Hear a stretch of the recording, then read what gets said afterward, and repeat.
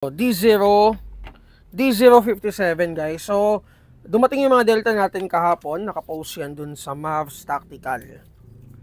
Okay, so sample guys, ito for ano to, pang CQB. So full metal siya, around 4 inches yung handguard, naka PDW stock. Receiver is may markings, naka KAC grip, fully adjustable stock, may front and rear sights. So kasama niya sa box is LiPo battery, charger, BBs, magazine, cleaning rod, and syempre itong case. Extra spring pala for high FPS kasama din.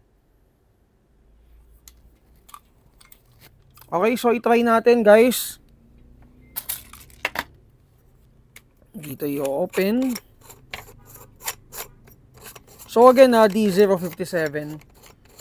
So para dun sa mga naghanap ng mga videos namin, like kayo guys sa Mavs Tactical, check nyo guys yung My Story, nandun lahat.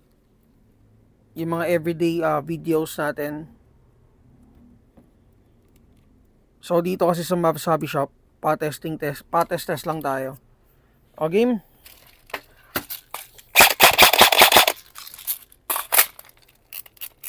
So magazine pala is 300 rounds.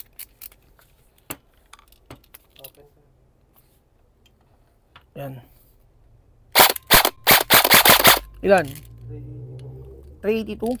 So yung extra spring niya is for high FPS So siguro papalo to mga nasa 420 to. I-try kong iyan auto.